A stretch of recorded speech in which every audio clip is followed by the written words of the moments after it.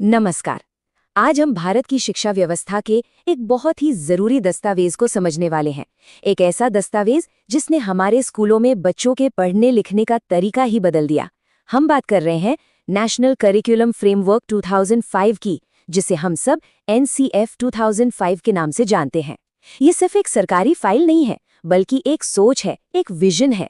चलिए पता लगाते हैं कि इसमें ऐसा क्या था जिसने इतनी बड़ी हलचल मचाई। अपनी बात शुरू करने से पहले चलिए एक तस्वीर के बारे में सोचते हैं जो हम सबने देखी होगी। एक छोटा सा बच्चा जिसकी पीठ पर उसके खुद के वजन से भी ज्यादा भारी स्कूल बैग लटका हुआ है। ये सिर्फ कोई कार्टून या मजाक नहीं है, ये हमारे एजुकेशन सिस्टम की एक कड़वी सच्चाई को दिखाता था। और इसी सच्चाई को बदलने के लिए NCF 2005 को लाया गया था। और यहीं से एक बहुत सीधा सा लेकिन जरूरी सवाल उठता है, क्या पढ़ाई एक बोझ है? क्या स्कूल जाना, सीखना, एग्जाम देना ये सब बच्चों के लिए एक बोझ बन चुका था? उस समय के शिक्षा सुधारकों के लिए ये सबसे बड़ी चिंता का विषय था। इस बड़ी चिंता का जवाब प्रोफेसर यशपाल समिति की रिपोर्ट के एक बहुत ही पावरफुल नारे में छिपा था, शिक्षा बिना बोझ के। यही वो मंत्र था, वो गाइडिंग प्रिंसिपल था जिसने NCF 2005 की पूरी नींव रखी। मतलब साफ था, पढ़ाई को एक मजेदार सफर बनाना है, कोई थका देने वाली मजबूरी नहीं। तो इस बोझ वाली समस्या को सुलझाने के लिए एक ऑफिशियल सॉल्यूशन के तौर पर NCF 2005 सामने आया। ये दस्तावेज बच्चों के सीखने के अनुभव को पूरी तरह से बदलने के लिए एक बिल्कुल नई दिशा और एक नया नजरिया लेकर आया। हाँ, एक बात समझना जरूरी है कि 2005 वाला ये फ्रेमवर्क कोई पहली कोशिश नहीं थी। NCERT ने इससे पहले भी 3 NCF तैयार किए थे, 1975 में, 1988 में और फिर 2000 में। तो 2005 का NCF चौथा था। ये दिखाता है कि हमारे एजुकेशन सिस्टम को बेहतर बनाने की कोशिशें लगातार चल रही थीं। अगर NCF 2005 एक गाड़ी है तो उसका इंजन है रचनावाद का सिद्धांत, यानी कंस्ट्रक्टिविज्म। अब ये क्या चीज़ है? रचनावाद कहता है कि बच्चे खाली बर्तन नहीं हैं जिनमें बस जानकारी भर दी जाए। नहीं, बच्चे अपने ज्ञान का निर्माण खुद करते हैं, अपने अनुभवों से, चीज़ों को करके देखने से। आसान भाषा में कहें तो लर्निंग बाय डूइंग, मतलब विज्ञान के नियम सिर्फ किताब में रटना नहीं, बल्कि छोटे छोटे प्रयोग करके उन्हें खुद समझना। ये रटा मारने वाले सिस्टम से एकदम उल्टा है। अच्छा, तो ये कमाल का आइडिया आया कहाँ से? इसकी प्रेरणा कई जगहों से ली गई थी। जाहिर है प्रोफेसर यशपाल की शिक्षा बिना बोझ के वाली रिपोर्ट तो थी ही, साथ में 1986 की राष्ट्रीय शिक्षा नीति भी थी।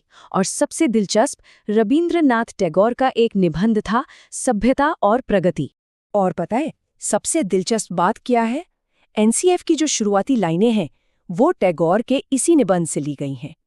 टैगोर का मानना था कि बचपन की असली पहचान उसकी क्रिएटिविटी और खुशी में है, और शिक्षा का काम इस खुशी को दबाना नहीं, बल्कि उसे और बढ़ाना होना चाहिए।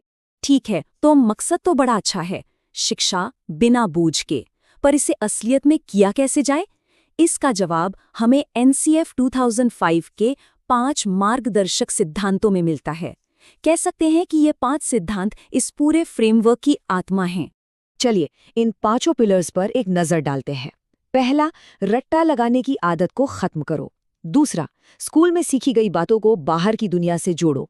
जैसे मैथ की क्लास में जो सीखा वो बाजार में खरीदारी करते वक्त काम आना चाहिए। तीसरा, एग्जाम को हौवा मत बनाओ, उसे सीखने की प्रोसेस का ही एक हिस्सा बनाओ। चौथा, पढ़ाई सिर्फ टेक्स्ट बुक तक सीमित ना हो। और पांचवा, बच्चों के अंदर लोकतांत्रिक मूल्य पैदा करो ताकि वो एक अच्छे नागरिक बने और दूसरों की परवाह करना सीखे। ये सब बातें सुनने में तो बहुत अच्छी लगती हैं, है ना? लेकिन सवाल ये है कि क्लासरूम के अंदर इनका क्या मतलब हुआ? अब हम देखेंगे कि इन आइडियाज़ ने असल में टीचर के रोल को और भाषा को लेकर हमारी सोच को कैसे बदला। और ये स्लाइड इस बदलाव को बहुत अच्छे से दिखाती है। NCF ने कहा कि टीचर अब सिर्फ एक इंस्ट्रक्टर नहीं है जो जानकारी देता है। नहीं, अब टीचर एक सुविधादाता यानी फैसिलिटेटर है। मतलब टीचर का काम सिर्फ लेक्चर देना नहीं है, उनका काम है बच्चों के लिए ऐसा माहौल बनाना जहाँ वे खुद से सीख सकें, सवाल पूछ सकें और गलतियाँ कर सकें। टीचर अब ज्ञान का सोर्स नहीं, बल्कि एक गाइड है। अब भारत में इतनी सारी भाषाएं हैं, तो पढ़ाई किस भाषा में हो? इसके लिए NCF ने त्रिभाषा सूत्र यानी 3 लैंग्वेज फॉर्मूला को लागू करने की सिफारिश की। इसका सीधा सा मतलब था कि बच्चे कम से कम 3 भाषाएं सीखें, अपनी मातृभाषा, राष्ट्रभाषा और एक और भारतीय या विदेशी भाषा। लेकिन इससे भी बड़ी बात थी बहुभाषिकता, यानी मल्टीलिंगुअलिज्म को देखने का नजरिया। एनसीएफ ने साफ कहा कि क्लास में अगर बच्चे अलग अलग भाषाएं बोलते हैं तो ये कोई समस्या नहीं, बल्कि एक संसाधन है, एक खजाना है। ये बच्चे की अपनी भाषा को इज्जत देता है और मानता है कि इससे सीखने का माहौल और भी बेहतर होता है।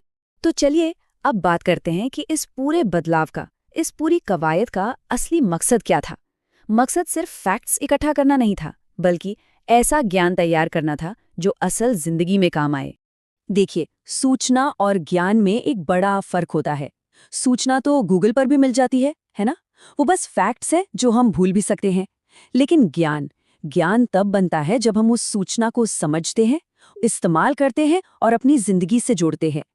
एनसीएफ का मकसद बच्चों को यही ज्ञान बनाने में मदद करना था, न कि सिर्फ सूचना रटाने में।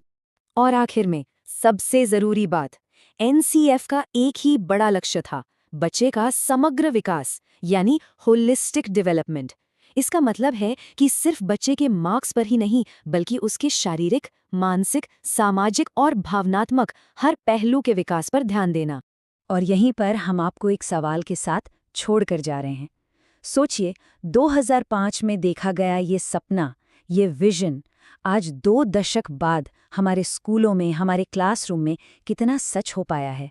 इस पर सोचना हम सभी के लिए बहुत ज़रूरी है।